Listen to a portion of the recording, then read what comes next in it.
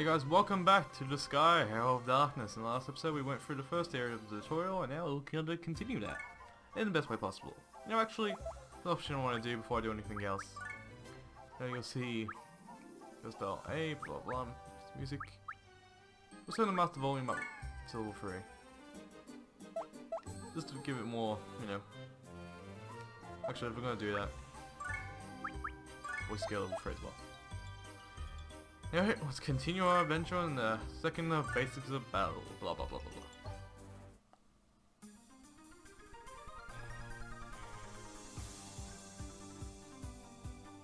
blah. Not talking, so I have to talk here, eh? Alright, so what are we learning this time, Edna? Lifting and throwing. Oh! Fantastic.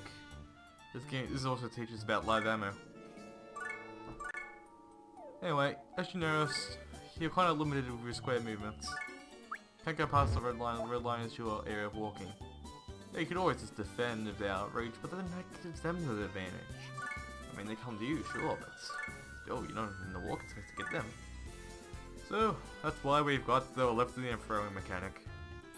First you lift.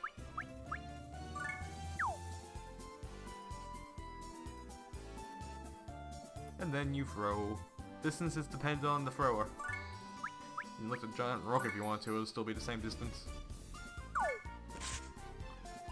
Characters won't take damage from throws, only monster type enemies. If you throw a monster type enemy, they will explode. Only humanoid characters can be thrown. If you throw anything else, live ammo. In Sky 2 and onwards, I know this is just, I'm just saying this. Anyway, in Sky 2 and onwards, only Prinnies while being thrown will blow up. Also, only humanoid characters can lift and throw. So if you're trying to get a monster type enemy to take lift, it won't do it. And if you continue to lift a character and end your turn, the character lifting will take damage from strain. This is what I'm going to do this time. We're going to send the Prinnie squad over this way. So they can just do their own thing. One thing I hate about the original Sky is that you can't cancel out special moves if you've already controlled them and it didn't actually do anything. Specials we'll get into later. Just go zoom out a bit. Okay. So, for example, we'll send out Haro, and then Edna.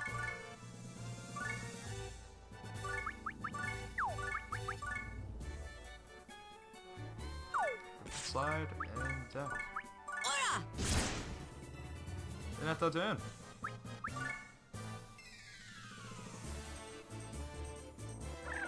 As you can see, they're all going for Edna. We've also got a stronger type character there, who will do more damage than normal. Okay, Haro gets the counter off, and so does Edna. Great. Okay, next I'm going to do a bit of a switch around. Edna's going to go for this monster while Haro will go for those two. Mostly to protect him and stop damage, whatnot. Go for the back, cause do more damage to the back characters. I don't think the game actually tells you that, but you can. Another thing to note is that what was that something else I was going to note. It was interesting too, I can tell you how much. Eat this. Yeah, there's a little more. Here I come, dude. How's loud? What was I going to say? It was interesting. On the tip of my tongue. Oh, we can go stairs element here. Apparently one of my Prinnies has the power to do this stairs element, which causes, well, no one to level up very much. If they kill an enemy, they'll get no experience for it. It does wear off, but, you know, quite annoying. I'm going to send this Prinnie over. He's going to be a distraction. We call it live baits. I think Aiden's going to go down anyway. Yep. And there was nothing I could do. I will send Haro to go up to him. And we actually got a special move, Brave Rush. Show us the distance and we'll pull it off. But this being an RPG, the game actually has mechanics of specials, which, you know, not really that frequent. Anyway, if you go into a base panel while already making your move, you can actually pull your Prinnie back out as long as you haven't attacked. This giving you extra distance. You can also use the B-trick after you use the team attack. So it's handy. Prinnie, dude! Dude! So I'll switch you back. Anyways, more status elements like sleep, what else? Sleep paralyzed. Sleep makes it so you can't move for 3 turns or more. Paralyzed means you have to stay in the same spot, you can still attack. Poison, which slows strength and health. I love the Prinnies. I gotta rename those guys too. Terrible names. I gotta be finishing this one off with Laharo being greedy and taking the experience for himself. Here I come! Anyway, specials also take up your SP, so keep that in mind. Okay, I'm gonna go heal now, and I'm also gonna do something else. What am I gonna do exactly? I don't know. You would think I would, but I just don't. Actually, can I go here yet? No, okay, never mind, I'm not gonna change the Prinnies' names yet. Probably after the first chapter, blah blah blah, and I probably should take a break. Plus 5 gigs for 3 minutes, and I got the raw file. Okay, I'm back. Now let's go and do geo effects. Oh, what's a geo? Probably thinking. This triangle is a geo. And what they do is basically they can power up or buff, which is the exact same thing as power up, so why not go that? And also weaken anything. It could be it's mostly towards you which will weaken, but it can also mean enemies sometimes. Anyway, most important thing to learn about Geo is the color. Much about it. Its color itself will dictate what color will change to you once destroyed. Now get it? Well, for example, if you throw a blue on a blue and destroy it, it's already blue, so it won't change. But if you throw a blue panel onto a red panel, and then destroy it on the red panel, then all the red panel become blue. It will also negate the effect. The effect will be actually coming from the Geo itself, and not the color. The color is just what it's emphasizing to. It's sending all its energy to the certain color that it's on. Doesn't mean that if it's on red when it's a blue, it won't do anything. It just means that it's the color that will change into once destroyed. So even if it's on the red, it will still be in effect for the reds. The whole red. You got that? Good. Now the game will further explain that. So I'll just shut up.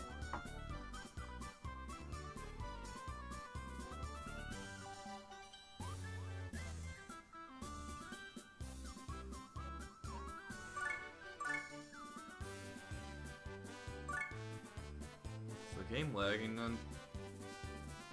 Sound like it, but whatever.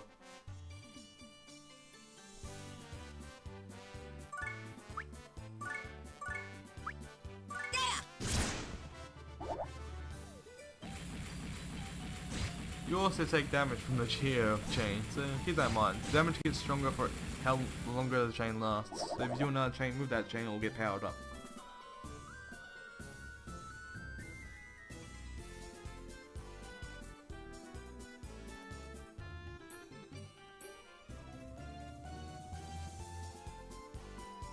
What was I thinking of before? I still don't remember.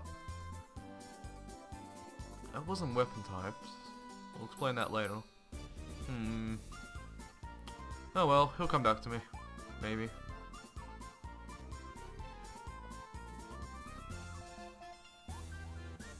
You don't want to turn the geo panels off, because they can mess you up. But I got a bit of a different set than the game actually showed us for once.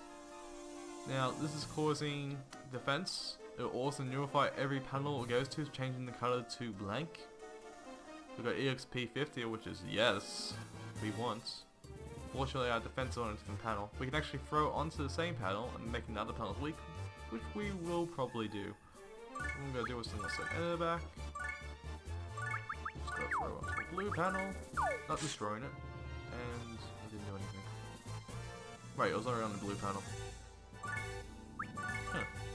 Okay. So next, we're going to get Laharo and do it the right way. There. Next we've got to set the Prinnies out on the 4-line battlefield kind of tactic, but they're gonna be all reds, leaving the enemy have to be going on blue to attack. And that was a split. The one's on defense, and let's see what happens.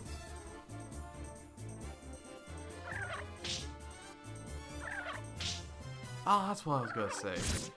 Okay, yeah, you see the combo chain there, it actually powers up attacks when being hit by something like that. So if you're on being combo chain, the power gets stronger.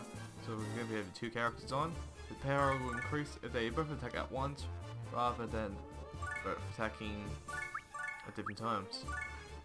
Yeah, that's how that works. Ha! Yeah! Next, we'll go knock 2 team attacks here, even though Prinnies need their attacks.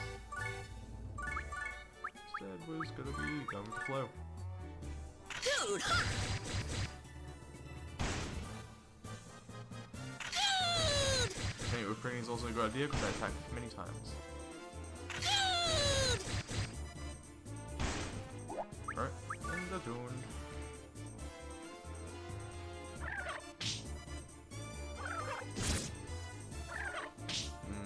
Damage, not good. I think stop that. As you notice, Edna has a larger attack spam because she's using a spear. Okay, what can I do here? I can move you here. What I actually gotta do is get the Prinnie to attack first, then Laharo. Followed by one Prinnie to another Prinnie. Ha, dude! Ora! Ha, dude! Dude! Okay, next I want to finish that guy off, but don't really have any red panels to do it on, so I'm just gonna have to do it with Edna. Since Edna's taking you at different times of playing, you will not be able to get team attacks off. Okay, that's that for now. Hopefully the enemies don't take that advantage, and oh, okay, so this could kill that pretty good. Good in a sense, because I now can put Edna there. So it goes here. The attack off, followed by the Prinnies attack. Next we'll go over here and do this. Eat this! Ha, dude! Ha! Okay, since we're still alive, and Prinnie hasn't actually attacked yet, we'll move it over here to finish the attack. Oh wait, Disgaea 1, right, if you use the command, then it's automatically set even if it doesn't do anything. I said that before. Ugh, really don't like that. We'll leave it to this Prinnie. Dude! Ha!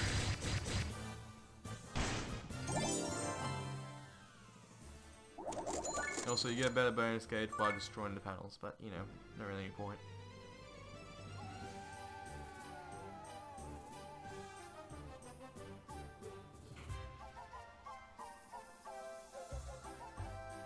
Alright, now I was just talking about making characters, so we're gonna go do that. So yay! Tutorial on how to make characters. And also how to change their names, so yes. I'm gonna actually leave it to you guys. You guys can name the Prinnies. So yes, I'm generous enough to do that. So anyway, I'm gonna end the recording session now, but I'm just gonna go and make a character. Which we'll leave it to next time. Next time on Disgaea, we'll go do the Dark Assembly and make our own character. So until then, playing against me, and I'll see you guys in the next episode of Disgaea. See you guys then.